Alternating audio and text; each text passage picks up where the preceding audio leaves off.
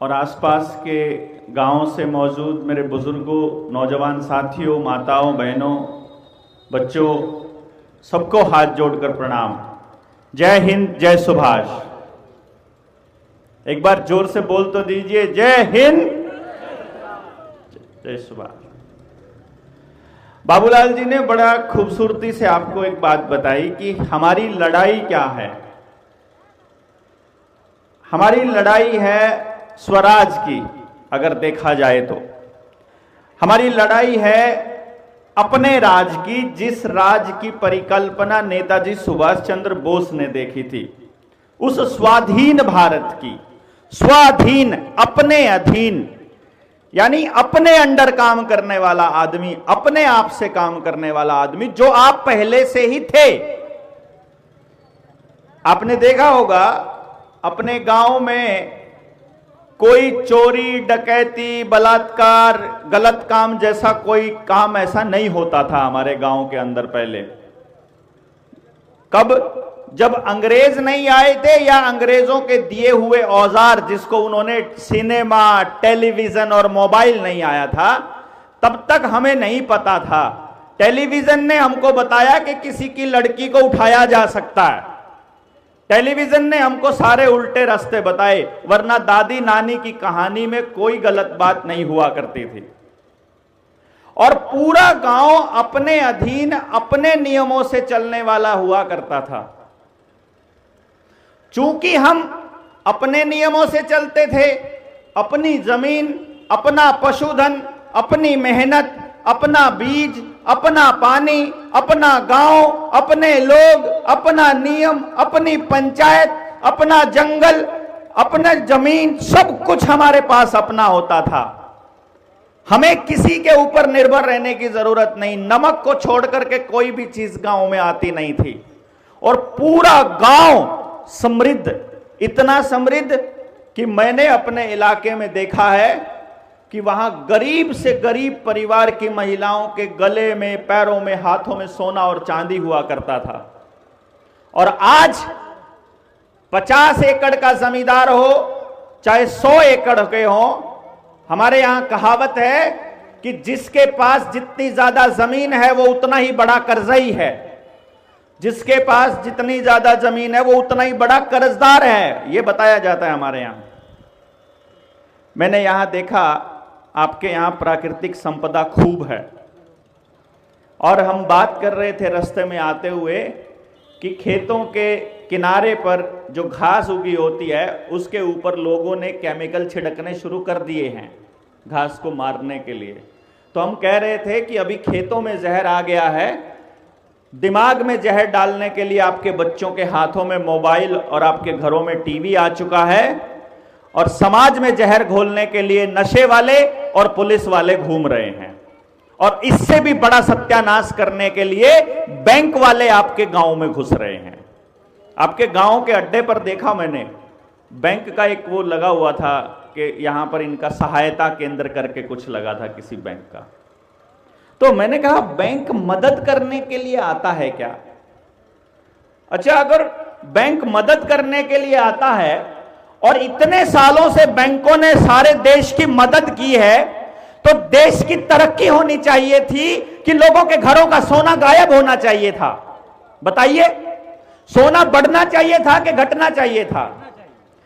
सोना बढ़ना चाहिए था, जमीन बढ़नी चाहिए थी। भाई, आपकी अगर मदद हुई है, अगर बैंकों ने आपको फायदा पहुंचाया है, तो आपका फायदा होना चाहिए। किस किस चीज में? जितने घर में डंगर थे, जितने पशुधन था, वो बढ़ना चाहिए था। वो घटा कि बढ़ा? वो घट गया। आपके घर में बच्चे थे, वो स्वस्थ रहने चाहिए थे। अभी स्वस्थ रहते हैं कि बीमार ज्यादा रहते हैं? बीमार ज्यादा रहते हैं। जमीन बढ़नी चाहिए थी, अभी बढ़ी है कि घटी है? घटी है। परिवार बढ़ने चाहिए थे, परिवार अच्छे हुए कि टूटे हैं? टूटे हैं। समाज बड़ा है कि टूटा है? टूटता कब है? जब सारे समाज में टोटा होता है। हमारे यहां होता है टोटे में लड़ाई होती है, कि नुकसान जब होता है ना घर, तब बंटवारा होता है। इसका मतलब अगर हमारा समाज टूटा है तो समाज को नुकसान हुआ है। अब समाज को नुकसान किस किस चीज से हुआ है, यह जानकारी होना आपको बहुत जरूरी है। अगर यह जानकारी आपको नहीं हुई तो जो हालत हमारे वहां पर विकास के नाम पर दिल्ली के आसपास के इलाके में हुई पड़ी है, वो आपकी भी होने वाली है। अभी मैं देख रहा हूं आपके यहां मेहनत करने वाले लोग हैं, अभी शरीर से मेहनत कर रहे हैं। घरों में आपके बकरी भी है, आपके घरों में गायें भी है, आपके घरों में भैंस भी है, और मैं देख रहा हूं यहां के लोग अभी इतने बीमार होना शुरू नहीं हुए हैं। सरकार की कोरोना की वैक्सीन आने से पहले पूरे गांव में कोई बीमार नहीं होता होगा। अभी आजकल कोई सी घर में ऐसा नहीं होगा कि बीमार बच रहे हों। अब तो बीमार होना शुरू हो गए ना, अब बीमार होना शुरू हुए हैं। सरकार को यदि हमारी चिंता होती, जैसे सरकार ने क्या कहा कि आप लोगों को कोरोना की वैक्सीन लगवानी पड़ेगी, ऐसा बोला ना, आपको बोला वैक्सीन का सर्टिफिकेट नहीं दिखाओगे तो आपको राशन नहीं मिलेगा, आपकी पेंशन बंद हो जाएगी, आप गांव में जा नहीं सकते, आप शहर में मंडी नहीं खोल सकते, दुकान नहीं खोल सकते, मंडी से सामान नहीं ला सकते, तनख्वाह नहीं मिलेगी, आपको हाजिरी नहीं लगाने देंगे, स्कूल में पेपर नहीं देने देंगे। इतनी जबरदस्तियां उन्होंने डाली। हमने कहा तुम इतनी जबरदस्ती काहे कर रहे हो भाई कलेक्टर साहब? कलेक्टर साहब ने कहा कि हम चाहते हैं कि कोई भी आदमी बीमार ना हो, हम नुकसान बचाना चाहते हैं। हमने कहा अच्छा, फिर तो तुम हमारी जो बाकी बीमारियों से नुकसान होता है वो भी बचाना चाहते होगे। बोला उसका हमको नहीं मालूम है। आप टीबी से मरो तो सरकार को चिंता नहीं है, कैंसर से मरो, हड्डी टूट कर मरो, बीमार होकर के मरो, बुखार से मरो, जन्म देते समय मां मरे, बाकी लोग दूसरी बीमारियों में 100 बार मरो, सरकार को कोई चिंता नहीं है। आपका कर्जा बढ़ गया है, आप कर्जे में डूब गए हैं, तंग आकर के आप आत्महत्या करो, आप जैसे मर्जी मरो, सरकार को कोई टेंशन नहीं है। सरकार सिर्फ आपको कोरोना से नहीं मरने देगी। यह अजीब तरीके की बात है कि एक बीमारी के लिए इतनी चिंता और बाकी बीमारियों के लिए आपका कोई ख्याल नहीं। किसान को कहेंगे कि तुमको यह बीज इस्तेमाल करना पड़ेगा, बीज देने के मामले में तुमको चिंता है। प्राइवेट कंपनियों का पेस्टिसाइड, यूरिया, दवाइयां बेचने की तुमको चिंता है, लेकिन तुम जब किसान की फसल का दाम देने की बारी आए, उसकी गारंटी का कोई कानून बनाने की बारी आए, तो सरकार को चिंता नहीं है। जैसे सरकार, ब्रिटिश सरकार हुआ करती थी, उस टाइम पे जलियांवाला बाग में गोली चलाई जनरल डायर ने। उस जनरल डायर ने गोली चला करके निहत्थे हजारों लोगों को मार डाला, और फिर उन जिन जिन अधिकारियों की वहां ड्यूटी थी, जिन्होंने इस देश के लोगों को मारा था, उन लोगों को ब्रिटिश सरकार ने प्रमोशन दिया, पदोन्नति करी, उनको बड़ा अफसर बनाया और इंग्लैंड बुला करके उनको मेडल दिए।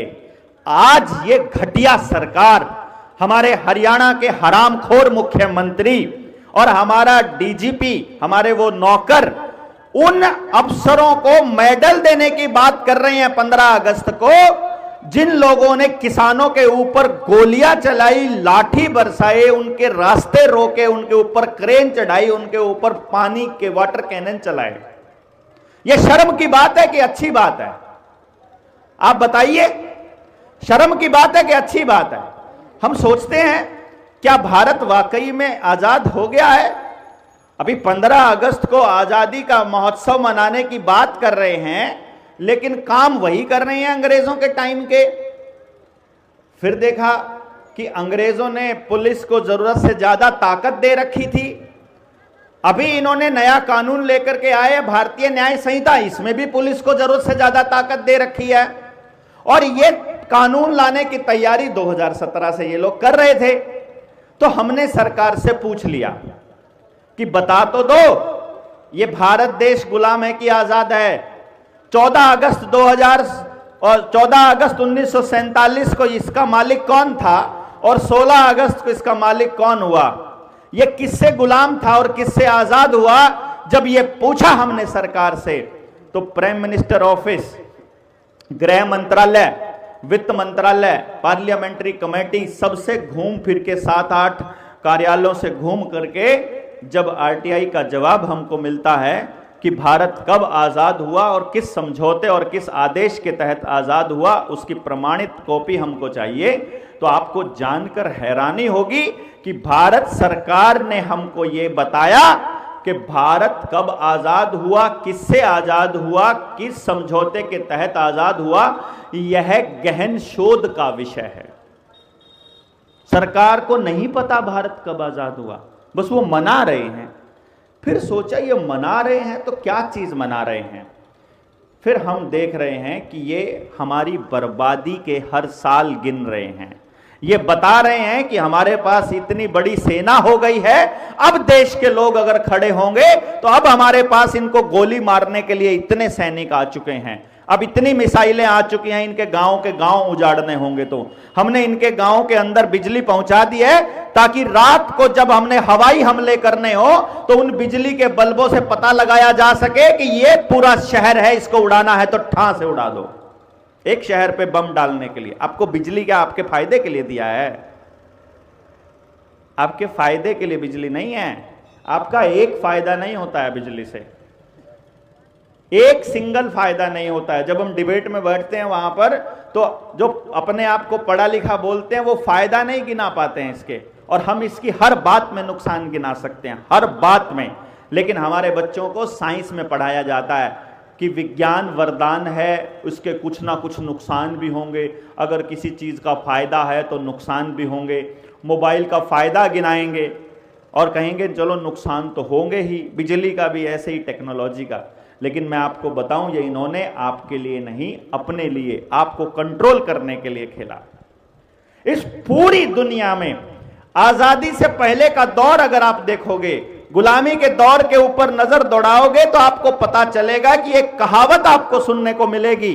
वो कहावत ये कहती है कि अंग्रेजों का सूरज कभी नहीं डूबता था। ये लाइन सुनी होगी आप लोगों ने ना, कि अंग्रेजों का सूरज नहीं डूबता था। इसका मतलब ये है कि सूरज जब पूरब से निकलता था और पश्चिम तक छिपता था तो दिन के किसी ना किसी पहर पे सूरज वहां होता था जहां अंग्रेजों का राज है। मतलब पूरी दुनिया पर अंग्रेज राज किया करते थे। इसका यह मतलब है कि गुलाम करने की जो आदत है और जो भूख है और जो नीयत है, ये इनकी सदियों पुरानी है। भाई 500 साल की तो हम ही सुन रहे हैं। सो कहते हैं 1600 ईस्वी में व्यापार करने के लिए आए थे, और उससे पहले के दौर में अमेरिका में गुलाम रखे जाते थे अफ्रीका के लोगों को जंजीरों से बांध करके। इसका मतलब गुलामी की उनकी नीयत पुरानी है। भारत के लोगों को वो गुलाम नहीं कर पाए क्योंकि भारत के लोगों के पास दो गजब की चीजें थी।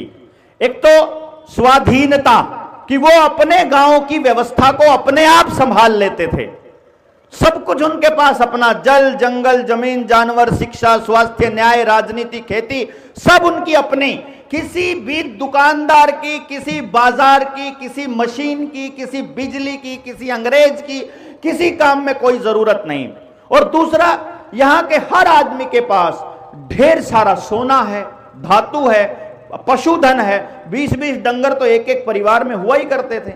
मैं अपने परिवार की बताऊं, जब मैं छोटा था तो मेरे परिवार में हम 15 बच्चे हुआ करते थे, 10 बहनें, 5 हम भाई, 4 मेरे चाचा ताऊ और 2 मेरे दादा दादी। तो हम 25 आदमी रहते थे और 26 भैंस हमारे घर में बंधी होती थी, गाय होती थी, 2 बैल होते थे। ये हमारा ट्रेंड था और यह लगभग हर संयुक्त परिवार का यह हाल था। मतलब समृद्धि का यह लेवल था हमारा, हम सबका। तो इन्होंने देखा इन लोगों को अगर बर्बाद करना है तो इनको बर्बाद करने के लिए इन लोगों को, जो ये देने वाले लोग हैं, अभी हमने यहां पर गाड़ी खड़ी करी तो वो अमरूद जिनके घर में लगे थे, अमरूद लगे हैं, तो वो भाई ने कहा अरे तोड़ लीजिए ना, खाइए ना, खाने के लिए ही तो हैं। ये अपनी नीयत है। हम लोगों ने कभी उस चीज का मोल नहीं लिया जो परमात्मा ने, कुदरत ने हमको फ्री में दी है। लेकिन इस बाजार ने, इन्होंने तो लस्सी भी बेचनी शुरू कर दी, इन्होंने तो दूध भी बेचना शुरू कर दिया। हमारे गांव में तो कहावत थी, जिसने दूध बेच दिया उसने पूत बेच दिया। आपने भी सुना होगा ये बात।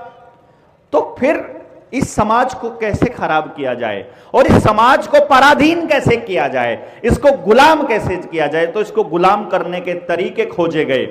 गुलाम करने के तरीके में सबसे पहले इनके खेत के अंदर खर्चा बढ़ाओ, फिर इनकी आमदनी घटाओ, फिर इनके समाज को तोड़ो, इनकी पंचायती व्यवस्था को तोड़ो, इनकी पारिवारिक सामाजिक व्यवस्था को तोड़ो, इनकी कानून व्यवस्था को तोड़ो, इनके नए बच्चों का दिमाग खराब करो, इनके हाथ में मोबाइल और मोटरसाइकिल पकड़ा दो ताकि ये नशेड़ी हो जाए, इनको काम करने की आदत कम डालो, इनको फ्री का पैसा देना शुरू करो।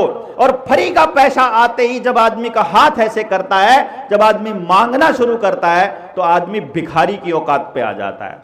और भिखारी आदमी कभी लड़ नहीं सकता,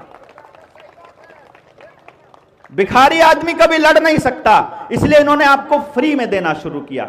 लड़की पैदा होगी तो फ्री में तुम्हारे खाते में इतने पैसे जाएंगे, थोड़ा बड़ा होगा तो स्कूल में तुम्हारे बच्चे की फ्री में। अरे हमने हमारे बच्चे को पढ़ाने के लिए तुम्हारी पैसे की जरूरत नहीं है। किसी और के भरोसे अपना बच्चा पैदा करते हैं क्या? हम किसी और के भरोसे अपना बच्चा पैदा नहीं करते।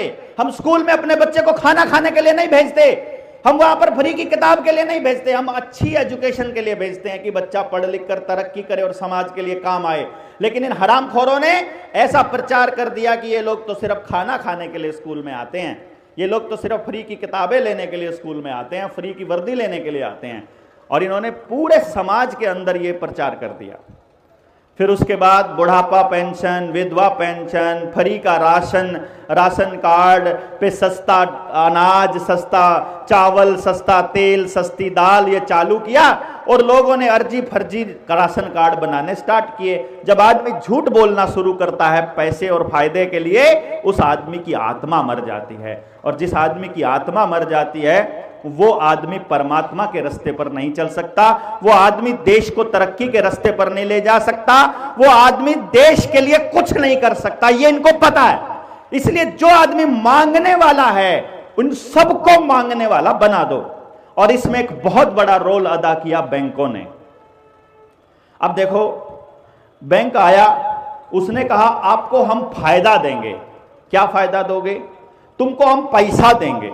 अरे फ्री में पैसा क्यों दोगे? नहीं, फ्री में नहीं देना है, तुम ट्रैक्टर ले लो लेकिन अपनी जमीन के कागज हमारे पास जमा कर दो। अच्छा, उससे क्या होगा? तुम जमीन ले जाओगे? नहीं नहीं, जमीन के कागज तो तुम्हारे पास ही रहेंगे, तुम किस्तें देते रहना, कमाते रहना, और ट्रैक्टर जो जब किस्तें पूरी हो जाएंगी तो जमीन के कागज तुमको मिल जाएंगे। घर बनाना है, तुम्हारे पास अभी पैसा नहीं है, तुम कमा तो रहे हो, घर बनाने के लिए हमसे लोन ले लो। तुम हमसे मोटरसाइकिल लेने के लिए तुम्हारे पास लोन पैसा नहीं है। क्योंकि हमारे पुरखों ने एक बड़ी गजब की बात बताई हमको। उन्होंने कहा कि जितनी चादर हो उतने पैर पसारने चाहिए। उन्होंने कहा जितना पैसा जेब में है उतना खर्चा करो, नगद पैसा खर्च करने की हिम्मत जितनी है उतना ही पैसा खर्च करना है, किसी से मांग कर पैसा खर्च नहीं करना। ये हमारे पुरखों ने बताया। पता था उनको कि ये बैंक वाले बड़े हरामी होते हैं। उनको पता था कि बैंकिंग सिस्टम जहां भी घुसा है उसने बर्बाद कर दिया उसी देश को। क्योंकि हमारी बर्बादी से पहले अमेरिका बर्बाद हो चुका है। अमेरिका के अंदर आज के वक्त जिसको हम रेड इंडियन बोला करते थे, जो अमेरिका के मूल निवासी थे, वो सब खत्म हो चुके हैं और अकेले बैंकों ने खत्म किया उनको। सबको कर्जे पर ला दिया ताकि कर्जा उतारने के चक्कर में वो आदमी अपनी जमीन छोड़कर कहीं शहर में भाग जाए। और जो व्यक्ति अपनी मूल जमीन छोड़ करके चला जाएगा वो आदमी शरणार्थी हो जाएगा, वो कभी भी देश का मालिक नहीं रहेगा। मालिक कौन होता है? जो अपनी जमीन पर अपने गांव में रहता है जहां उसके पुरखे रहा करते थे। अब बैंकों के पास ये पैसा कहां से आया? ये बड़ी कमाल की बात है। ये अगर आपको समझ में आ गई तो बस आपको सारा खेल समझ में आ जाएगा। अगर आपको ये लड़ाई लड़नी है, अगर आपको अपने बच्चे बचाने हैं, तो बैंकों के रुपया छापने के, नोट छापने के खेल को समझना पड़ेगा। इसको समझाने के लिए हम आपको एक कहानी सुनाते हैं छोटी सी।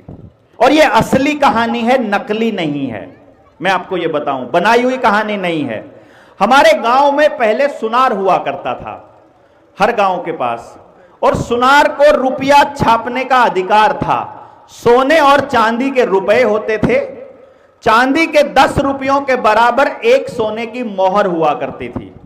चांदी के रुपए में 100% शुद्ध चांदी हुआ करती थी, मिलावट का कोई नाम नहीं था, पहले दिन की बात है। और सोने की मोहर में पूरा 1 तोला, उसमें रुपए में भी पूरा 1 तोला चांदी और सोने में भी पूरा 1 तोला सोना मोहर में, और 10 चांदी के सिक्कों के बराबर 1 सोने की मोहर हुआ करती थी। यही अनुपात हमारे पुरखों ने सदियों से अपनाया हुआ था। अब इसी को भारत का रुपया बोलते थे। अगर आपको कोई कहे कल को भारत क्या है, तो आपको यह बात जानकर के बड़ी सच्चाई का अनुभव होगा और अपने ऊपर यकीन आएगा कि भारत क्या है, इसको समझना। जो भी व्यक्ति या जो भी गांव अपने जल, जंगल, जमीन और जानवर के साथ रहता है और अपनी पंचायती व्यवस्था से चलता है, वो भारत है। ये समझना, अफगानिस्तान में भी भारत हुआ करता था, नेपाल में भी भारत था, भूटान में भी भारत था, पाकिस्तान में भी भारत था। भारत का मतलब ये नहीं है, भारत का मतलब वो व्यवस्था जो संपूर्ण है, जो पूरी दुनिया को रास्ता दिखाने वाली है, भारत का मतलब वो है। और भारत सरकार क्या है? जो व्यक्ति कुदरत के कानून को मानता है और अपने पुरखों की जमीन पर रहता है, वो भारत सरकार है। ध्यान देना, कहीं आप इस सरकार को सरकार मानते हो। जितने अधिकारी, जितने अफसर, जितने नेता अपनी गाड़ी के ऊपर भारत सरकार लगा के घूमते हैं, वो फ्रॉड हैं। वो भारत सरकार नहीं है, वो भारत सरकार के कर्मचारी हैं। कर्मचारी का मतलब तनख्वाह लेने वाला। चपड़ासी से लेकर के राष्ट्रपति तक तनख्वाह लेते हैं, और तनख्वाह लेने वाला नौकर होता है। और नौकर का मतलब होता है, नौकर किसका? वो बोलते हैं हम हैं OIGS, on India government service. तो उनसे पूछे इंडिया गवर्नमेंट क्या है? जिसकी तनख्वाह लेते हैं। तनख्वाह किसकी लेते हैं? जो टैक्स के पैसे से उनको तनख्वाह देता है। टैक्स किसका है? वो आपका और हमारा है। तो हम भारत सरकार हैं, आप भारत सरकार हो। आप भारत सरकार हो, वो भारत सरकार के नौकर हैं। ये नियम है, आपको पता होना चाहिए। आप किसको सोचते हो सरकार? उनको। कलेक्टर आ जाए, आप उसको सरकार का आदमी बोलते हो, तो सरकार तो मैं ही हूं ना, तो मेरा ही आदमी, मेरा ही नौकर है वो। अब हम पता ही नहीं है कि वो हमारा नौकर है, वो पता ही नहीं है कि हम उसे आदेश दे सकते हैं। हम, क्योंकि हम क्या है, हम तो भिखारी बने बैठे हैं, हम तो सरकार के आगे हाथ फैला के बैठे हैं। हमारे पास तो बैंकों वाले रोज आके कहते हैं हमारा इतना कर्जा तुमने नहीं चुकाया है, तो हम कर्जदार बन के डर जाते हैं कि हमने तो पैसा देना है, अभी क्या करें। तो डरा हुआ आदमी कभी किसी से कैसे लड़ेगा? तो लड़ने के लिए तो अंदर से डर खुलना चाहिए। डर कब खुलेगा? जब आपको पता चलेगा एक तो मालिक आप हो, दूसरा वो नौकर है, तीसरी बात पता चले कि बैंक वाले असल में आपके लेनदार नहीं है, आपके देनदार हैं, वो आपके कर्जाई हैं। अब कैसे कर्जाई है, हम इसको साबित करेंगे अभी के अभी बताएंगे। तो इस सिद्धांत में कभी कोई गड़बड़ नहीं हो सकती, यह तय हो गया। गांव वालों ने कहा कि इसके साथ जो छेड़खानी करेगा गड़बड़ हो जाएगी। तो शेरशाह सूरी ने इसी नियम को अपने कागजों में लिखित रूप दे दिया। शेरशाह सूरी के बाद अंग्रेजों ने जब नियम बनाए बैंकिंग के, वहां भी इसी को लिखित रूप दे दिया, और बिल्कुल ज्यों का त्यों ये चलता रहा। तो अंग्रेजों ने गड़बड़ करी जब पहली बार 1870 में की थी। 1870 में पेपर करेंसी एक्ट में बदलाव किया उन्होंने। कई बार इसको हम 1882 में बोल जाते हैं।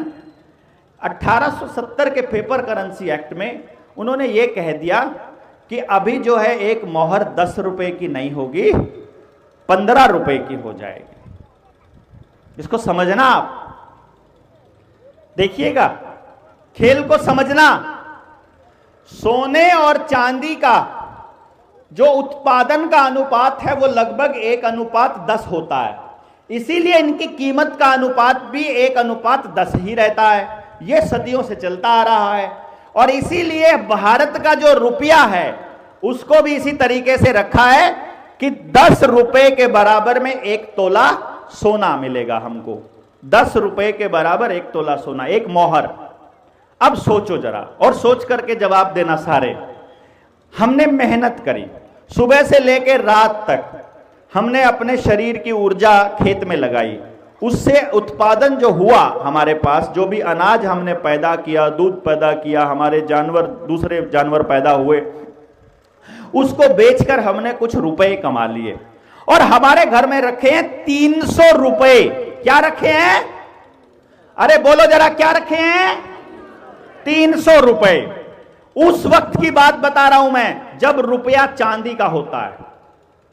अभी मालूम पड़ेगा आपको कि रुपया चांदी का हो, लोहे का हो, सोने का हो, चमड़े का हो, कोई फर्क नहीं पड़ता, रुपया रुपया होता है। जैसे 1 किलो का बट्टा बट्टा होता है, वो चाहे पत्थर का हो चाहे सोने का हो। भाई 1 किलो का बट्टा सोने का होगा तो ऐसा थोड़ी ना है कि वो 2 किलो तोल देगा या 20 किलो तोल देगा, वो तो 1 किलो ही रहेगा ना। तो धातु पे कोई फर्क नहीं पड़ता, मानक होता है कि 1 किलो का मतलब 1000 ग्राम। 1000 ग्राम जो भी है, चाहे वो गेहूं के दाने क्यों ना हो, चाहे चावल क्यों ना हो, चाहे तेल हो, चाहे घी हो, 1 किलो माने 1 किलो। इसी तरह से 1 रुपया माने 1 रुपया, वो चाहे किसी भी चीज का हो। पर ये जो मानक है वो ये है कि 10 रुपए के बराबर में 1 मोहर है, मतलब 1 तोला सोना है, 1 मोहर। अब आपके घर में रखे 300 रुपए और रात को आप प्लानिंग कर रहे हो, जब 1 रुपए का और 10 रुपए का 1 मोहर है, उस 300 रुपए में अगर आप सोना लेने जाओ तो आपको कितने तोला सोना मिलेगा? अगर 10 रुपए में 1 तोला मिलता है तो 300 रुपए में कितना मिला? 30 तोला। ठीक है बात? 30 तोले सोना मिल गया। लेकिन कुछ परिवारों ने, देखना ध्यान से, हम ये मान के चलते हैं कि हमारे लोगों में से जो इधर बैठे हैं ये लोग 30 तोला सोना ले आए अपने 300 रुपए का। अब बच गए ये प्लानिंग कर रहे हैं कि हम जाएंगे अगले हफ्ते और अपना 30 तोले सोना ले आएंगे। वही 300 उनके पास थे, वही 300 आपके पास है। लेकिन अब एक कानून बना दिया सरकार ने और उसने कहा कि कल से 10 रुपए में 1 तोला नहीं मिलेगा, 15 रुपए में मिलेगा। तो जब 300 रुपया आपके घर में रखा है, इसका सोना लेने जाओगे तो कितना मिलेगा? अब मिलेगा 20 रुपया, 20 मोहर। समझ गए? 20 तोले, मतलब वही 300 इनका था, वही 300 इनका था। कानून बनने के बाद उनको मिलेगा 30 तोले सोना, कानून बनने से पहले, और कानून के बाद आपको मिलेगा 20 तोले सोना। तो जिसने कानून बनाया वो खा गया। कितना तो सोना? 10 तोले सोना, 1/3 सोना। यानी जिन जिन लोगों के पास बैंकों के नोट रखे हुए थे और वो 10 रुपए का नोट रखा था, अब वो जो 10 रुपए के 10 नोट में उनको 1 तोला सोना मिलना था, अब उनके 15 रुपए में मिलना शुरू हो गया और पूरे देश का 1/3 सोना सारा बैंक हड़प कर गए। फिर उन्होंने और मिलावट चालू करी। तो जैसे जैसे सोने में मिलावट करते जाएंगे, जैसे जैसे रुपए में मिलावट करते जाएंगे, रुपए की वैल्यू घटाते जाएंगे, हमारी मेहनत को खत्म करते जाएंगे। इसको ऐसे समझो, सुनार जब गांव में बैठा है और हमको जाना है बिजनेस करने, कोई काम धंधा करने दिल्ली, हम यही मान लेते हैं, हम यहां बैठे हैं, नेपाल के बॉर्डर के नजदीक बैठे हैं और हमको दिल्ली जाना है। सुनार बोलेगा, इतना सोना चांदी लेकर जा रहे हो, रास्ते में कोई लूट लेगा, एक काम करो, मेरे से पर्ची बनवा लो, इस पर्ची पे मैं लिख देता हूं कि इसका 10 तोले सोना है, वहां जाकर के अपने रुपए ले लेना और वहां जाकर के अपने रुपए के बदले अपना सामान खरीद लेना। आते टाइम फिर पर्ची को बनवा के ले आना सुनार से। ऐसा होता था, ये पर्ची होती थी। अगर आपको ध्यान हो, आपके पिताजी जब कभी बोलते थे देना 100 की पर्ची, देना 10 की पर्ची, देना 50 की पर्ची, या 100 का नोट, 50 का नोट। नोट मतलब प्रोमिसरी नोट, प्रोमिसरी मतलब वादा पत्र। तो वो जो सुनार ने पैसा दिया आपको, सोचना जरा गौर से, सुनार ने आपको पर्ची दे दी, आप बाजार में गए, बाजार में सामान खरीद करके लाए और देखा कि भाई जितना सोना, जितने पर्ची बची, उस पर्ची का फिर से सोना तब्दील किया और वापस घर आ गए। इसी तरह से देखा सबने कि दूर दराज जाने के लिए सोना लेकर के जाना खतरनाक है, लेकिन पर्ची लेकर के चले जाओ तो कहीं भी जूते में, चप्पल में, कहीं पैंट में, कहीं पॉकेट में डाल के ले जाओ, किसी को पता नहीं चलेगा, वो तो पर्ची है, कहीं भी डाल के ले जाएंगे। अब किसान ने सोचा, एक दिन व्यापारी ने सोचा, मैं हर बार सोने की पर्ची और पर्ची का सोना जब मैं ये बदलवा रहा हूं तो हर बार मैं सुनार को कोई हिस्सा दे रहा हूं। तो मैं एक काम करता हूं, सोचो जरा, मैंने सुनार को बोला मुझे 1000 रुपए की पर्ची दे दो। मैं गया दूसरे शहर में, मैंने सोना नहीं लिया, वहां जाकर मैंने सीधा पर्ची दुकानदार को दे दी। मैंने कहा एक काम करो, ये सुनार की पर्ची है, इसके बदले में सोना मिल ही जाएगा, तुम ये पर्ची रख लो और मेरे को सामान दे दो। अब दुकानदार सोचता है कि सुनार पता नहीं देगा कि नहीं देगा, पर चूंकि उसके शहर में उस सुनार की वो मोहर लगा हुआ पर्ची चल रही थी, तो वो दुकानदार बोला कि ठीक है, हमें सामान दे देता हूं। और वो सामान चल गया, वो पर्ची चल गई। दूसरे दुकान पे गया, पर्ची चल गई। तीसरे पे गया, पर्ची चल गई। दुकानदार ने भी ग्राहक को पर्ची ही दे दी, ग्राहक ने भी दुकानदार को पर्ची दे दी। ऐसे करके पर्ची में लेन देन होने लगा और आदमी ने सोचा कि ये पर्ची के बदले में सोना तो मिलेगा ही, क्योंकि इस पर्ची के ऊपर लिखा हुआ है मैं धारक को 100 रुपए अदा करने का वचन देता हूं। अपने 100 रुपए के नोट पर देख लो, इस पर लिखा हुआ है। आरबीआई ने, रिजर्व बैंक ऑफ इंडिया ने लिखा हुआ है इसके ऊपर कि मैं धारक को 100 रुपए अदा करने का वचन देता हूं। तो सुनार ने लिखा कि मैं धारक को इतने सोना देने का वचन देता हूं। तो जब एक बार किसी गांव वाले ने सोचा कि ये चेक करता हूं, कहीं सुनार ने गड़बड़ तो नहीं कर दी, कहीं ऐसा तो नहीं कि ये जो नकली पर्ची हो और ये चले ही ना। तो वो बैंक में गया, और सॉरी सुनार के पास गया और सुनार को बोला कि इसका मुझे सोना दे दो, और सुनार ने फटाक से दे दिया। तो फिर पूरे गांव को यकीन हो गया कि इस पर्ची के बदले में सोना मिल जाएगा। सुनार के घर में शादी आ गई। सुनारी ने कहा, सुनारी ने बोली कि ऐसा है जी, बेटी की शादी के लिए कुछ सामान लेकर आना है, ये सोना रख लो, मुझे 1000, 2000, 5000 की पर्ची दे दो। सुनार बोला पागल है क्या तू, अपनी पर्ची ऐसे ही चलती है, तो तुझे सोना रखने की क्या जरूरत है, ये सोना ले जा अपने घर और पर्ची बता कितने रुपए की चाहिए। उसने कहा कि 10,000 की दे दो, फिर तो अगर तुम्हारे पास बिना सोना रखे देखनी है तो जितनी मर्जी दे दो। तो सुनार ने उसको पर्ची बना के दे दी, ये ले 100 की इतनी ले जा, 1000 की इतनी ले जा, 2000 की इतनी ले जा। अब आप मुझे ये बताइए, ये पर्ची असली है कि नकली है? सोचो जरा ध्यान से। वो जो पहली पर्ची थी सुनार ने सोना रख के दी थी मोहर लगा के, वो सुनार की पर्ची असली है कि नकली है? पहले वाली जो सोना रखा है असली है कि नकली? वो असली है। अभी जो सुनारी बिना सोना रखे पर्ची मांग रही है, ये असली है कि नकली? ये नकली है, लेकिन मोहर वही सुनार मार रहा है, वैसे ही लिख रहा है, वैसे ही जा रहा है। तो बाजार में गई, दुकानदार को बोला भैंस कितने की देगा, ये गाय कितने की देगा? वो बोलेगा मैं 100 रुपए की दूंगा। वो बोला 100 रुपए की तो महंगी है, 80 रुपए की दे दे। नहीं 100 की दूंगा। ले तू 100 की ले, 100 रुपए ले। इस मकान का कितना पैसा, इस घोड़े का कितना पैसा, इस गाड़ी का कितना पैसा, इन बर्तनों का कितना पैसा? वो जो पर्ची देकर आ रही है सुनारी, वो नकली है कि असली है बताइए? अरे सोच बताइए ना।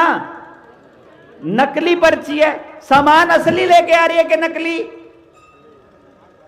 सामान तो असली लेकर आ रही है, गाय असली लेकर आई है, घर असली लेकर आई है, गाड़ी असली लेकर आई, बर्तन असली लेकर आई, लेकिन पर्चियां दे के आई नकली।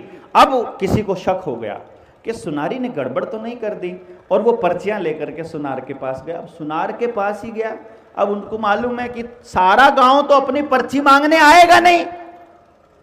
अरे नहीं समझे क्या?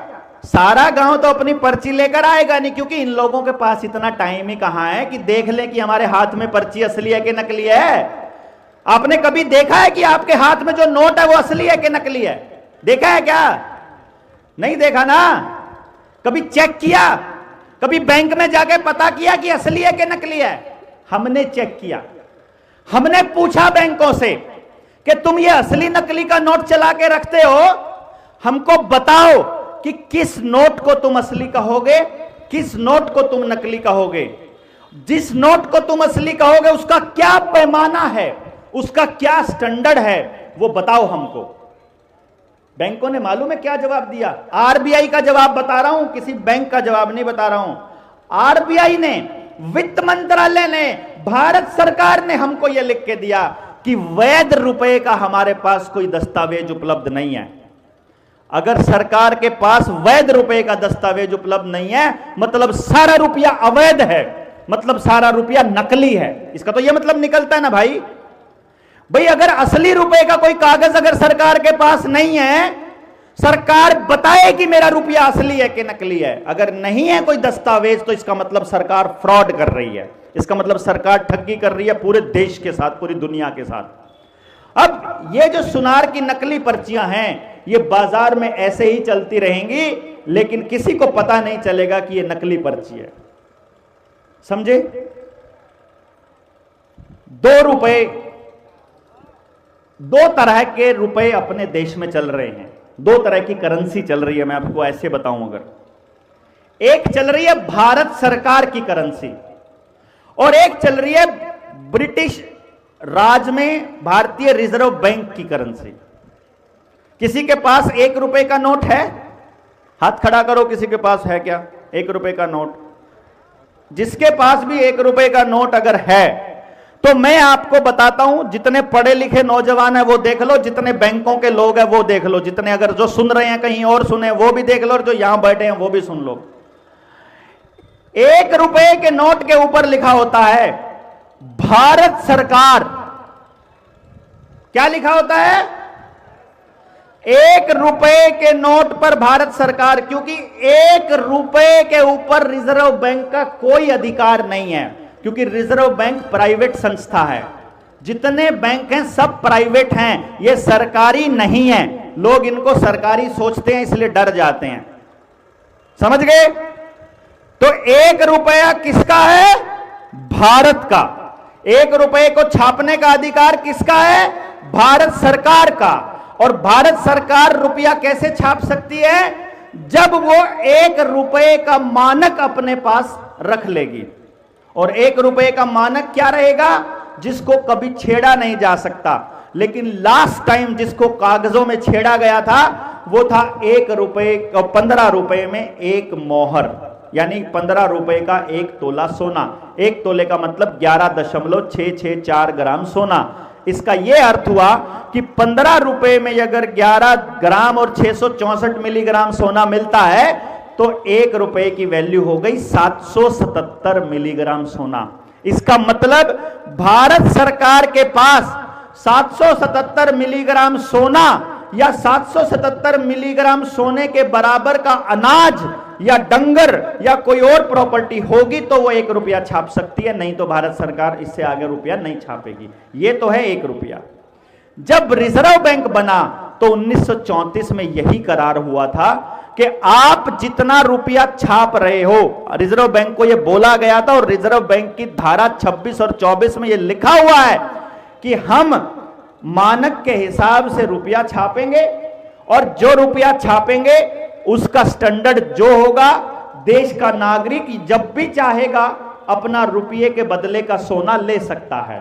और इसीलिए आपके नोट के ऊपर लिखा हुआ है 1970 से पहले, जो 1968 से पहले का नोट है उसके ऊपर लिखा हुआ है I promise to pay the bearer on demand the sum of rupees this at any office of issue. ये लिखा हुआ है 1970 से पहले, ये आरबीआई ने हमको लिख के दिया हुआ है। अब इस प्रॉमिस को, गवर्नर के प्रॉमिस को कोई बदल सकता है? तो कोर्ट में जाकर हमने पता किया नहीं बदल सकता। तो जिसने भी ये नोट बदला, इसका मतलब ये नोट नकली हो गया, ये पर्ची नकली हो गई। अब फंसे बैंक वाले। अब हमने कहा कि बैंकों ने नोट कितना छाप दिया और हमको दे कितना दिया, ये पता होना चाहिए। देखो भैया ध्यान से देना, आपकी जमीन का रेट मान लो 30 लाख रुपया है, किसी ने मेहनत से 30 लाख रुपए का एकड़, मतलब किसी के पास 30 लाख रुपया मेहनत का है, तो वो आपको सोचेगा 28 लाख में मिल जाए, 29 लाख में मिल जाए, 25 लाख में मिल जाए। पर किसी के पास फ्री का करोड़ों रुपया रखा है तो वो तो आपको बोलेगा चाहे तुम 35 लाख ले लो, चाहे 40 लाख ले लो, क्या दिक्कत है भाई। बिना मतलब बिना मेहनत का पैसा अगर छाप के रखा हुआ है तो आपकी चीजों को महंगा खरीद सकता है कि नहीं खरीद सकता? वो खरीद सकता है, और बाद में आपकी औकात नहीं रहेगी, मेरी औकात नहीं रहेगी वो सामान खरीदने की, क्योंकि मेरे पास तो हराम का पैसा छपा हुआ नहीं है। देश के लोग पैसा कमाते हैं और बैंक पैसा छापते हैं। अब ये छापने का प्रोसेस क्या है, जिस दिन आपको ये खेल समझ आ गया, बस आपको क्लियर समझ में आ जाएगा कि ये गेम कितना बड़ा है। इसको समझने के लिए एक बात सोचो। हां जी, एक बात सुनो सारे वाले गांव वालों, मेरे पास मेरी जेब में 1000 रुपया है और मैं आपको बांटना चाहता हूं। मैं ज्यादा से ज्यादा कितना रुपया बांट सकता हूं बताओ? मेरी जेब में 1000 रुपया है, मैं कितना रुपया बांट सकता हूं? उसमें से 200 बांट सकता हूं। उस 1000 में से 200 दे सकता हूं, 300 दे सकता हूं। अगर देना चाहूं तो मैं 300 दे सकता हूं, 600 दे सकता हूं। बताइए तो सही, दे सकता हूं ना? 900 रुपया भी दे सकता हूं। इस 1000 के 1000 को भी बांट सकता हूं कि नहीं? इस 1000 में से 1500 दे सकता हूं? अरे बताओ तो। अरे कमाल करते हो, मेरे पास 1000 रुपया है, मैं आपको 1500 रुपए देना चाहता हूं, दे सकता हूं क्या? नहीं दे सकता। क्यों भाई? क्योंकि है ही नहीं है। अच्छा सोचो, अब मैं खेल खेलता हूं, मैंने 1000 रुपया उधर पाइप पर बैठे हुए लोगों में बांट दिया, किसी को 100, किसी को 200, किसी को 50, किसी को 20, और मैंने कहा कल अगले दिन 5-5 रुपये का ब्याज लूंगा तुमसे, 2-2 रुपए का, 5-5 रुपए का। और 1000 रुपए वाले लोगों ने ब्याज इकट्ठा करके मुझे 200 रुपया ब्याज दे दिया अगले दिन, 200 रुपया। मेरे पास कितना रुपया आ गया? अब मेरे देखो 1000 तो उन्हीं के पास है, मुझे तो ब्याज दिया उन्होंने 200 रुपए का। वो 200 रुपए का जो मुझे ब्याज दिया, अब मैंने क्या किया, ये कुर्सी पर बैठे हुए 5 लोगों को बांट दिया वही रुपया। देखो वो 1000 रुपए में से ही दिए थे और इन्हीं को मैंने फिर इनको दे दिया। तो अब मैंने कितना लेना है इनसे? 1200। लेकिन इनके पास है कितना? वही 1000 है। अभी ऐसा थोड़ी है कि 100 रुपए देंगे, 100 रुपए अंडा देके एक 10 का नोट निकाल देगा। 100 रुपए का नोट तो 100 रुपए का नोट ही रहेगा ना। अरे नहीं समझ रहे क्या मेरे बुजुर्गों? बैंकों के पास जितना पैसा होगा उतना दे सकता है। मैं 1200, अब मैंने कहा सारे अगले दिन फिर मुझे दो ब्याज। अगले दिन आप सबने मिलकर मुझे 300 रुपया दे दिया ब्याज। तो ये 300 रुपया मैंने अगले वालों को बांट दिया। अब मैंने इनसे कितना लेना है? 1500 लेना है जनाब। अब मैंने मूल तो ऐसा ही है, सिर्फ ब्याज लिया मैंने, तो अभी मूल तो उतना ही पड़ा है। तो मूल मैंने कितना लेना है इनसे? 1500। लेकिन इनके पास है कितना? 1000 है, 1000 ही। अब अगले दिन फिर से, क्योंकि ज्यादा लोग हो गए हैं तो अब ब्याज दे रहे हैं मुझे अगले दिन मेरे पास ब्याज आ गया 400 रुपया। मैंने फिर इनको बांट दिया। अब मैंने इनसे कितना लेना है? 1900 रुपया। लेकिन है कितना इनके पास? 1000 रुपया, है कि नहीं? अब फिर इन्होंने सारों ने ब्याज दिया, क्योंकि ज्यादा लोग हो गए तो इन्होंने खूब ब्याज दिया। तो अगले दिन मुझे ब्याज दिया इन्होंने 500 रुपया। अब मैंने आप में बांट दिया। अब मुझे लेना है 2400 रुपया। लेकिन है कितना? 1000। अगले दिन फिर आपने मुझे ब्याज दिया 500-600 रुपया। कैसा करके आपने एक काम किया कि आपके पास है तो 1000 रुपया, लेकिन लेना मैंने 5000 है आपसे, साहब से मिलके। अब बताओ दे दोगे क्या? अरे दे दोगे क्या? अरे जो पैसा है ही नहीं कहां से दोगे? वही 100 के नोट तो घूम रहे हैं, नहीं समझे? यानी कि जब मैं आप सबको कहूंगा कि मेरा बैंक बंद होने वाला है, नोटबंदी हो गई है, इतना नुकसान हो गया है, सब अपना पैसा जमा कराओ, तो ज्यादा से ज्यादा कितना पैसा आएगा मेरे पास? 1000 से ऊपर 1 रुपया आ सकता है क्या? तो जो बाकी के 4000 रुपया मैंने आपसे लेना है, आपके घर में आके बोलूंगा कि नहीं? मां बहन की गाली दूंगा कि नहीं दूंगा? सालों जब दे नहीं सकते थे तो लिया क्यों था?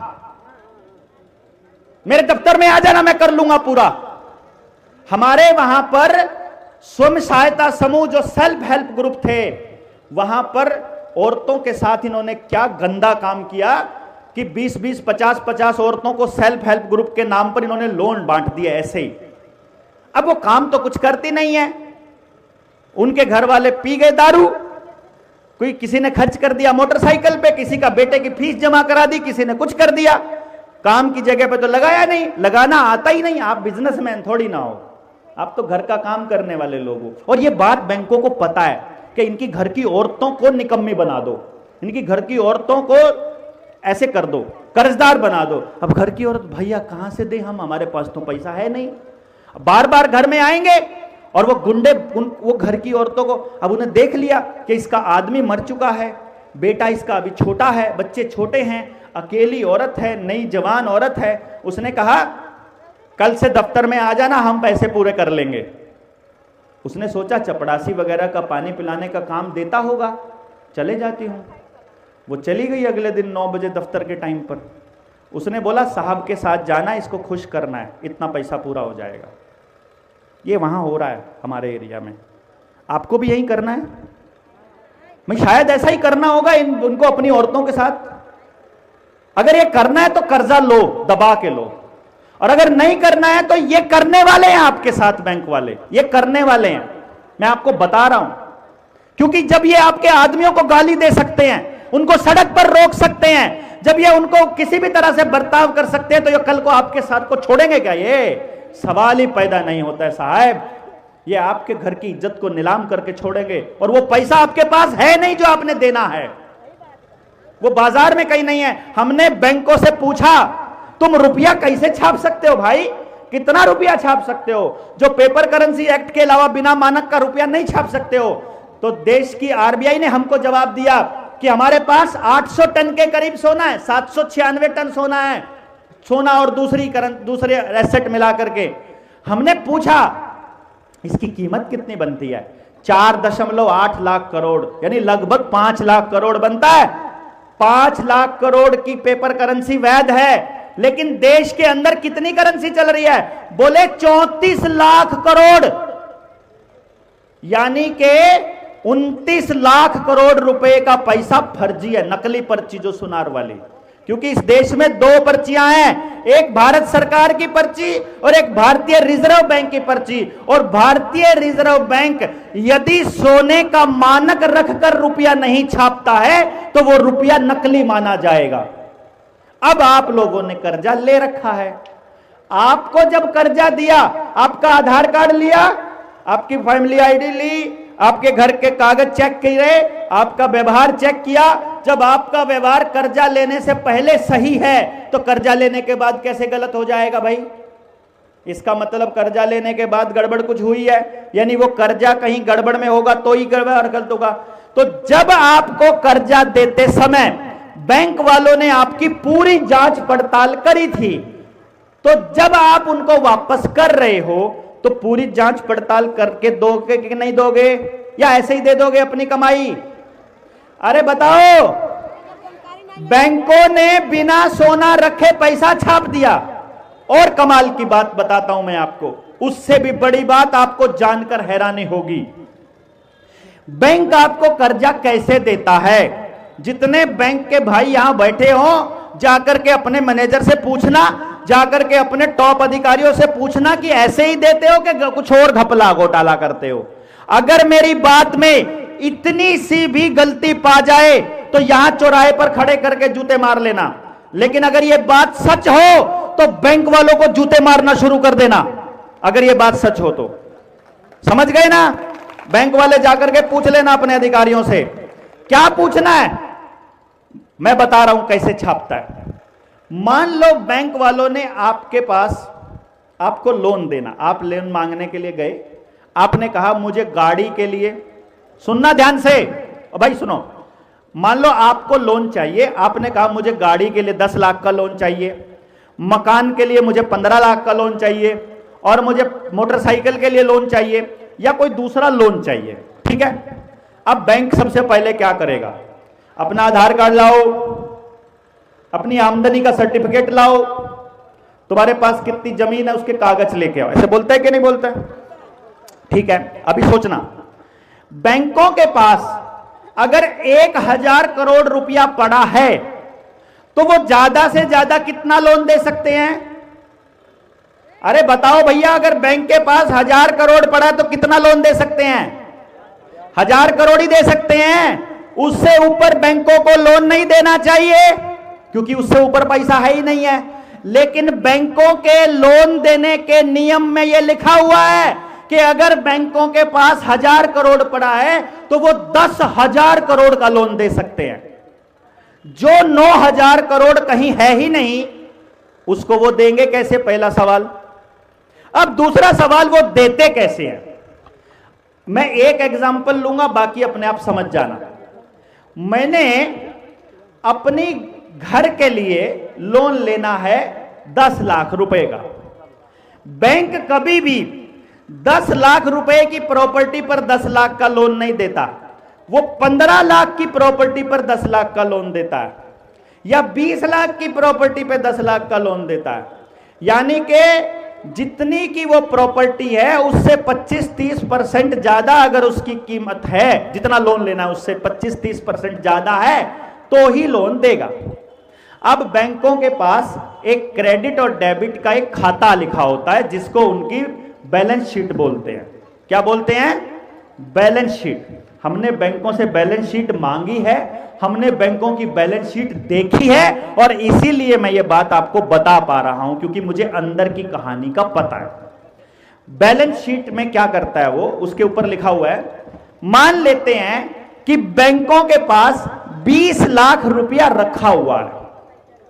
अरे सुनो चाची, सुनो, एक मिनट सुनो बहन जी, सुनो। मान लो 20 छोड़ो, हम थोड़ा सा कम कर लेते हैं। बैंक के पास 16 लाख रुपए रखे हैं, 16 लाख। मैंने इसमें से 10 लाख का लोन लेना है। तो कायदा यह कहता है कि बैंक से जब मैंने 10 लाख का लोन ले लिया 16 लाख में से, तो बैंक के पास कितने पैसे बचने चाहिए? अरे 16 में से मैंने 10 ले लिए तो कितना रह गया बैंक के पास? 6 लाख रह गया ना। तो कायदा यह कहता है कि उसमें से 16 लाख माइनस मेरे 10 लाख बराबर उसके पास रह गए 6 लाख और मेरे पास आ गए 10 लाख। यह कायदा कहता है। क्यों जी?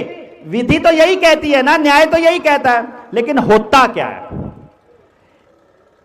16 लाख बैंक के पास पड़े हैं, वो ऐसे ही पड़े हैं। आप लोन लेने गए, बैंक ने कहा आप किसके अगेंस्ट लोन लेना चाहते हो? आपने कहा मैं अपनी प्रॉपर्टी के अगेंस्ट लेना चाहता हूं। कितना? 10 लाख का। प्रॉपर्टी कितने की है? प्रॉपर्टी है 15 लाख की। तो बैंक 15 लाख की प्रॉपर्टी आपकी ले लेगी। गौर से देखना, मकान, प्लॉट आपका है, प्लॉट आपके पुरखों का, चाहे वो 50 करोड़ का हो, कोई दिक्कत नहीं। लेकिन उसके ऊपर बनाने के लिए आपको 10 लाख का लोन चाहिए, तो वो 1 करोड़ की प्रॉपर्टी जमा करानी पड़ेगी वहां कागज उसके। लेकिन मैं 1 करोड़ पे नहीं जाऊंगा, मैं सिर्फ 15 लाख पे जाऊंगा। कम से कम 15 लाख की प्रॉपर्टी होगी तो ही 10 लाख का लोन मिलेगा। ठीक है? तो 15 लाख की प्रॉपर्टी के कागज जैसे ही बैंक को आपने दिए, बैंक अपने खाते में वो 15 लाख की प्रॉपर्टी चढ़ा देगा कि ये 15 लाख की प्रॉपर्टी के कागज मेरे पास आ गए। अब प्रॉपर्टी कितनी हो गई बैंक की? 16 लाख पहले थी और 15 लाख की आपका प्रॉपर्टी हो गई, तो 31 लाख हो गया। अब बैंकों को कायदे से क्या होना चाहिए कि इस 31 लाख में से दे दे आपको 10 लाख। क्यों जी? और उसके पास रह जाए 21 लाख। हम चुकता करते जाए, वो घटता जाए, होना चाहिए ये। लेकिन नहीं, बैंक इस 31 लाख को रख देगा साइड में। फिर क्या करेगा बैंक? बैंक आपका एक क्रेडिट अकाउंट खोलेगा, जिसको आपका लोन अकाउंट बोलता है। क्या बोलता है? Loan account. और उस लोन अकाउंट में ऐसे लिखेगा 1000 और फिर 000, हो गया पूरा 10 लाख। लो जी, खाते में हो गया लोन। समझ गए? फिर उस क्रेडिट अकाउंट में से आपका जो सेविंग अकाउंट है उसी में वो ट्रांसफर मार देगा। यानी वो जो 10 लाख रुपया आपको दिया, वो उसने कहीं से भी नहीं दिया। वो 10 लाख रुपया है ही नहीं कहीं। बैंक ने वो अभी तक छापा नहीं है, लेकिन वो आपको दे दिया। अब आप हो गए कर्जदार। अब आप सुबह से लेकर रात तक मेहनत करोगे, अपना डंगर बेच के लाओ, जमीन बेच कर लाओ, सुबह से लेके शरीर बेच कर लाओ, मेहनत बेच कर लाओ, उनको कोई फर्क नहीं पड़ता है। उनको आपका जो आपने कर्जा लिया वो चुकता करना बनता है। समझ गए बात? जो पैसा कहीं था ही नहीं, उस पैसे के बदले आप सुबह से लेके रात तक चुकता करने पे लगे रहते हो। और फिर एक दिन आता है जब आपकी ठीक ठाक किस्तें जा रही होती हैं तो बैंक वालों का फोन आता है, अगर आपसे किस्तें नहीं दी जा रही हो तो हम आपको टॉप अप दे देंगे, हम आपको और बड़ा लोन दे देंगे। अभी 10 लाख का लिया है तो 15 का ले लो, 15 का नहीं तो 20 का ले लो। वो एक दिन आपको उस पोजीशन पर ले जाकर छोड़ेंगे जब आप कर्जा चुकता करने की पोजीशन में नहीं होगे। अब आप कर्जा चुकता करने की पोजीशन में नहीं हो तो जो आपने कुछ लिया ही नहीं था उसके बदले में प्रॉपर्टी पहले ही दे चुके हो, और जो जितने दिन तक किस्तें दी हैं वो भी सारी कमाई उन्हीं को दे चुके हो, और आप कंगले हो चुके हो। किस चीज के बदले? हवा में लिखे डिजिट के बदले। अब हमने बैंकों से एक आवेदन डाल करके पूछ लिया कि भैया जी जो तुमने हमको रुपया दिया है, क्योंकि हम जो पैसा कमा रहे हैं ना वो भारत का रुपया कमा रहे हो कि आप अंग्रेजों का रुपया कमा रहे हो? बताओ, अरे बताओ तो सही। आप जो कमाते हो सुबह से लेकर रात तक, अगर भारत के नागरिक हो तो किसका रुपया कमाते हो? भारत का रुपया। 1 रुपया बराबर 777 मिलीग्राम सोना, और रिजर्व बैंक के 6000 रुपए के बराबर बनता है ये। रिजर्व बैंक के जो नोट आपकी जेब में रहते हैं ना, ये 50-100 का नोट जिसको आप रुपया बोलते हो, ये नोट नहीं है, ये नकली पर्ची है खाली। और हमने बैंकों से रिटर्न में पूछा, लिखित में पूछा कि जब तुमने हमको लोन दिया था ना, एक एक चीज का तुमने पूरा का पूरा जांच पड़ताल की थी, तो अब तुमको 1 रुपया भी देने से पहले पूरी जांच पड़ताल लेंगे भैया। तुमने हमारे सारे कागज फोटो स्टेट करवा के लिए थे कि नहीं लिए थे? तुमने हमारे सारे कागज लिखित में लिए थे, हमसे लिखित में दस्तखत करवाए थे। अब ये रुपया तुमने हमको असली रुपया दिया है, ये लिखित में जब तक हमको नहीं दे दोगे 1 रुपया मांगने मत आ जाना, वरना टांगे तोड़ दी जाएंगी। समझ गए कि नहीं? आ गए भाई? हम हिसाब तो मांग ही सकते हैं कि नहीं मांग सकते भैया? गांव के लोगों को यह पता होना चाहिए कि अगर बैंकों ने असली रुपया दिया है तो वो असली रुपया लेने के हकदार हैं, और यदि बैंकों ने आपको नकली रुपया दिया है तो वो जेल जाने के हकदार है। आजीवन कारावास तक की सजा है दफा 489 ABCDE में, आईपीसी की धारा 489 में। वो बैंक आपको यह भी लिख कर नहीं दे सकता कि जो रुपया लिया वही दे दो, क्योंकि हमने ये करके देख लिया। वहां पर 6 करोड़ रुपए का लोन था। बैंक मैनेजर ने कहा, भैया, मैंने कहा बताइए, आप तो कह रहे हो कि हमने आपको नकली रुपया दिया। मैंने कहा हां, हमें कह रहा हूं तुमने हमको नकली रुपया दिया। बोले फिर हमको हमारा नकली वाला लौटा दीजिए। मैंने कहा बिल्कुल, अभी लौटा देते हैं, तुम हमको लिख करके दे दो कि तुम हमको नकली वाला लौटा दो, तुम हमको यह लिख करके दे दो कि जो लिया है वही दे दो। जबानी बात नहीं करेंगे। तुमने जबानी मेरी बात नहीं मानी कि मैं देवेंद्र बलहारा हूं। तुमने मेरी बात को साबित करने के लिए मेरे कागज लिए, अपना ड्राइविंग लाइसेंस, अपना वोटर कार्ड, अपना आधार कार्ड दिखा, तब मानूंगा कि तुम संतोष देवी हो, तुम शाकिर अली हो, तुम देवेंद्र बलहारा हो, तुम बाबूलाल हो, या तुम अमरीश पुरी हो, या तुम अमरीश पांडे हो। ये तो तभी मानेगा ना बैंक जब आप कागज दोगे। तो मैं बैंक की किसी भी बात को जबानी नहीं सुनने वाला। गांव में कोई आता है बैंक वाला, उसको बोलो जबान से बात नहीं करने का, वरना टांगे तोड़ दी जाएगी। लिखित में कागज दिया है, लिखित में जवाब दे, बात खत्म, अपना पैसा ले। क्या दिक्कत है भैया? भाई तुमने लिखित में दिया ना सब कुछ, हम लिखित में दे रहे हैं। अगर हमारी बात गलत है हमसे लिखवा लो एफिडेविट के ऊपर, हमसे लिखवा लो तुम स्टाम्प पेपर के ऊपर, तुम लिख के दे दो स्टाम्प पेपर के ऊपर कि तुमने असली रुपया दिया है, मानक वाला रुपया दिया है। और अगर नकली दिया तो जेल जाओगे, और असली दिया तो हम देंगे तुमको, तुम लिख करके दे दो हमको, क्या दिक्कत है? लिखित में देंगे हम तुमको। तो बैंक वाला बोला कि आप हमको वही वाले रुपए दे दो। मैंने कहा मैनेजर को कि तुम हमको लिख करके दे दो। फिर उसने बोला यार तुम तो बरगला रहे हो, तुम तो देश के लोगों को बहका रहे हो। मैंने कहा कैसे बहका रहा हूं, जरा एक बार बताओ तो सही।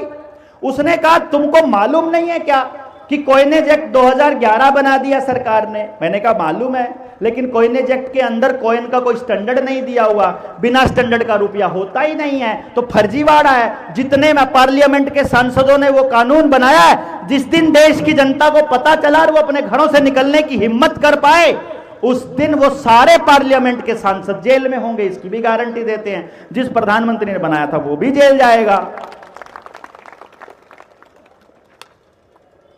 फिर बोले एक बात और का जवाब दे दो। मैंने कहा बताओ। उसने कहा कि सरकार ने गोल्ड स्टैंडर्ड खत्म कर दिया। मैंने कहा बहुत बढ़िया बात, ये बात जायज है। देखो भाई, बैंक वाले अगर ये बात बोलते हैं कि सरकार ने गोल्ड स्टैंडर्ड खत्म कर दिया, तो मैंने उस जोनल मैनेजर से ही पूछ लिया। मैंने कहा मैनेजर साहब सिर्फ इतना बता दो, इस बात का मतलब क्या है कि सरकार ने गोल्ड स्टैंडर्ड खत्म कर दिया। बोला इसका मतलब यह है कि सरकार को अब रुपए छापने के लिए किसी सोने रखने की जरूरत नहीं है, किसी नियम को मानने की जरूरत नहीं है, सरकार जितना चाहे रुपया छाप सकती है। मैंने कहा इसका मतलब यह हुआ कि रिजर्व बैंक और सरकार मिलकर जितना मर्जी रुपया छाप सकते हैं। बोला हां। मैं कहा कितना ही भी छाप सकते हैं। बोला हां, कोई सोना रखने की जरूरत नहीं है। बोला ना, कोई नियम मानने की जरूरत नहीं है। बोला ना, तो फिर तुम वो भी छाप लो जो हमसे लेना है। जब तुम जितना मर्जी छाप सकते हो तो भैया वो काहे नहीं छाप लगते जो हमारा कर्जा है, वो छाप लो, रख लो। और अगर कोई नियम है तो हमको पहले नियम बताया जाएगा कि किस नियम के तहत तुमने रुपया छापा, किस नियम के तहत तुमने ब्याज छापा। ब्याज छापना अपराध है, ब्याज को छाप नहीं सकते ये लोग। और अगर तुमने जिस नियम के तहत रुपया छापा है वो जिस दिन तुम लिख करके दे दोगे, अगर वो विधि को पालन करता है, अगर वो जस्टिफाई करता है, हम कर्जदार हैं, अपना शरीर बेचकर भी तुम्हारा कर्जा उतारेंगे, लेकिन यदि तुमने हमारे साथ ठगी की है तो तुम सबको लतियाएंगे, तुम सबको गरियाएंगे। गलत बात है क्या? सही बात है ना? तो अभी कोई बैंक वाला आके परेशान करे, उससे पहले कागज भिजवा दो उसके पास और चुपचाप खड़े हो जाओ। उनको इतना ही बोलना है, भैया लिख करके तुमको दिया है, लिख करके जवाब दे दो, हमें तुमसे बात नहीं करनी है। और अगर ज्यादा बकवास करोगे तो मुंह थपड़ा ही देंगे सीधा। क्या दिक्कत है भाई? हम जबान से बात करने की पोजीशन में है ही नहीं है, बात ही खत्म। और कोई भाई यहां बैंक वाला बैठा है तो पूछ लो सवाल, कोई भी सवाल पूछो सबके सामने, हम बता ही देंगे। अदरवाइज किसी के आगे झुकने की जरूरत नहीं है। असली फ्रॉड रिजर्व बैंक है, असली फ्रॉड ये बैंक हैं। और आपको एक बात बताता हूं, आजकल डिजिटल करेंसी का खेल चल रहा है। डिजिटल करेंसी में 1 रुपया नहीं है, मालूम है क्या? आपके फोन में यूपीआई चलता है कि नहीं चलता है? 1 रुपया भेज के दिखाओ किसी को, 1 रुपया नहीं भेज सकता, 2 रुपया मिनिमम चाहिए, 2 रुपया। क्योंकि रिजर्व बैंक 2 रुपए से चालू होता है। आपकी जेब में जितने नोट लिखे हैं इनके ऊपर भारतीय रिजर्व बैंक लिखा है, भारत सरकार नहीं लिखा हुआ। भारत सरकार सिर्फ 1 रुपए के नोट पे लिखा है। आपका असली रुपया सिर्फ 1 रुपये का नोट है, बाकी सब फर्जीवाड़ा है, बाकी सब नकली नोट है, बाकी सब नकली। तो इसलिए डिजिटल करेंसी के चक्कर में फंसोगे तो सारे बैंक खाते खाली हो जाएंगे। डिजिटल लोन लोगे तो डिजिटल सब बर्बाद हो जाओगे।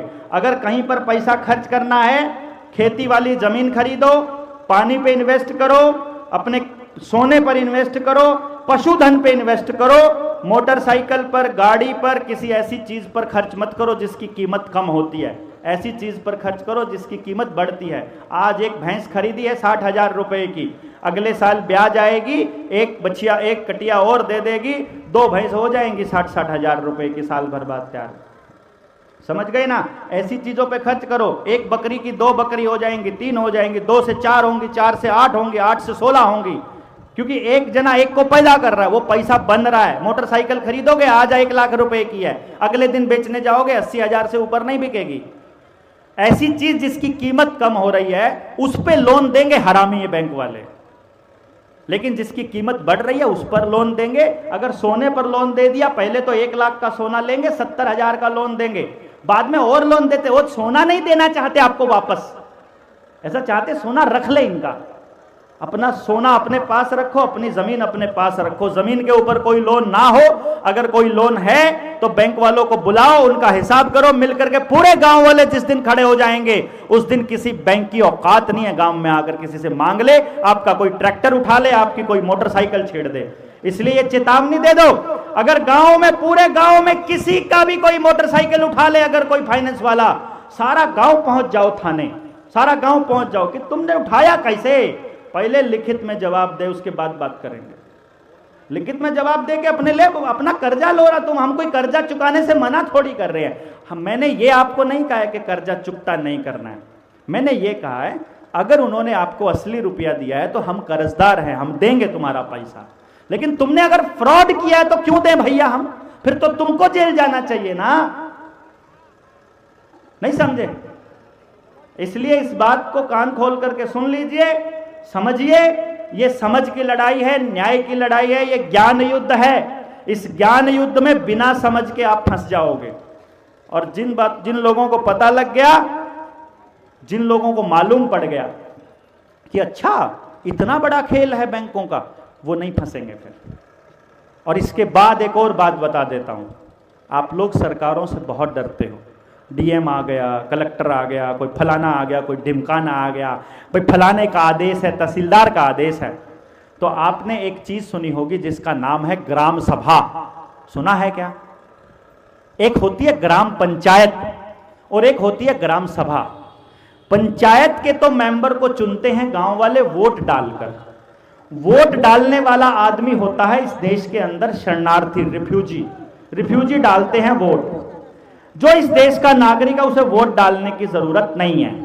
तो कोई भी आदमी बिना वोट डाले, बिना कोई वोटर कार्ड बनवाए ग्राम सभा का मेंबर होता है यदि उसकी उम्र है 18 साल से ज्यादा।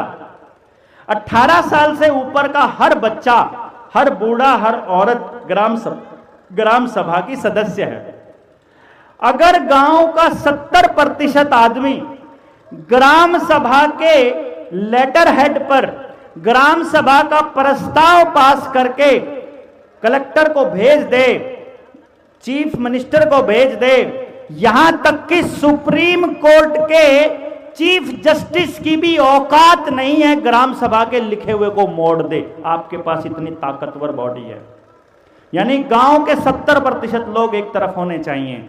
इसीलिए ये सबको कर्जे में डाल रहे हैं, सबको शहरों में डाल रहे हैं, सबको आपको नशे की आदत डाल रहे हैं, आपके घरों में लड़ाई बजा रहे हैं ताकि 70% लोग इकट्ठे ना हो कभी भी। तो गांव वाले समझ लो, अगर आज यहां से या कल को कभी भी बैठ करके ग्राम सभा की मीटिंग बुलाकर 70% लोग अगर ग्राम सभा की चिट्ठी पर डेप्यूटी कलेक्टर को जाकर के चिट्ठी लिख दे, तहसीलदार को चिट्ठी लिख दे कि तहसीलदार साहब ये बैंकों को हमने आवेदन लगाया था, आप बताइए हमको जो रुपया दिया ये असली है कि नकली है, इस रुपए का मानक बताकर हमसे पैसा मांगने का हक है, बिना मानक बताए रुपया मांगने का हक नहीं है। तो बैंकों को चिट्ठी लिख दीजिए कि गांव में एक भी बैंक का व्यक्ति, कोई भी फाइनेंस का आदमी, कोई भी रिकवरी वाला घुसेगा नहीं, अगर घुसेगा तो अपनी जान माल का खुद जिम्मेदार होगा। जिस दिन ग्राम सभा ने यह लिख करके दे दिया, कलेक्टर की औकात नहीं वो दोबारा गांव में किसी को भी आने देगा, अपने आप जिला अधिकारी को लिख के भेज देगा। साहब हमका 3 गो सवाल का जवाब चाहिए तन पहले आपसे, जो बात मेरे समझ में पहले आवत नहीं। अगर गांव में साहब पैसा की आवश्यकता पड़ता तो गेहूं से अगर लिया जाता तो लोग लेता 10%, ठीक, आ 10% से कम में समूह वाला पैसा पहले थमावता नहीं। अगर हम समूह के पैसा लेके अगर नहीं देत तो आधार कार्ड से जब चेक होता है तो ओडीओ में से उड़ता नहीं। अगर हम 50,000 लेके समूह के पैसा अगर नहीं देत तब हमका तो जिंदगी में कभी पैसा पहले मिली नहीं। फिर से गोधन कुटैले के बाद से हर लड़की के अगर शादी पड़ी तो 50,000, 1 लाख, 2 लाख अब रुपया उपले कहाँ से आई। अगर कोनो आदमी बीमार अगर हो जाता ओकर 1 लाख 2 लाख के अगर आवश्यकता बा तो वो पैसा कहाँ से आई साहब। बस देखो कमाल की बात, इस भाई ने पूछा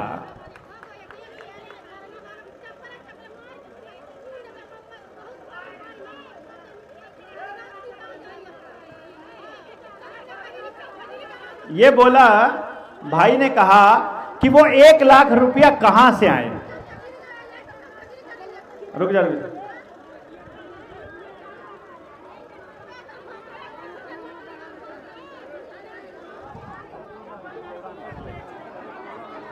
क्या हो गया?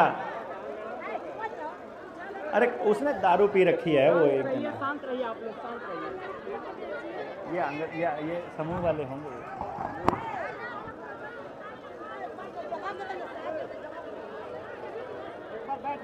देखिए, एक बात सुनिए जरा गौर से,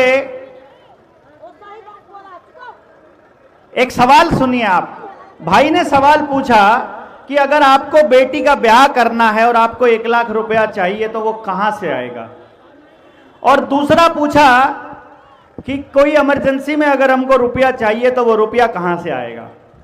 एक बात सोचिए, आपने रुपया अगर लिया है बिजनेस करने के लिए, अगर आपने कोई काम धंधा करने के लिए पैसा लिया है तो आप काम करेंगे और पैसे को चुकता कर देंगे। अगर आपको शादी के लिए कर्जा लेना पड़ता है, सबसे पहले ऐसी सामाजिक व्यवस्था को बदलना पड़ेगा कि किसी बाप को कर्जा लेकर के बेटी की शादी करनी पड़े तो समाज के ऊपर लानत है।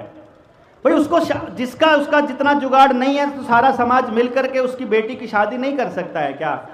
अरे समाज में बेटी तो सबकी साझली होती है ना, बेटी कोई एक उसकी थोड़ी होती है जिसने पैदा किया है। और अगर बीमार आदमी की मदद समाज आपस में नहीं कर सकता है क्या?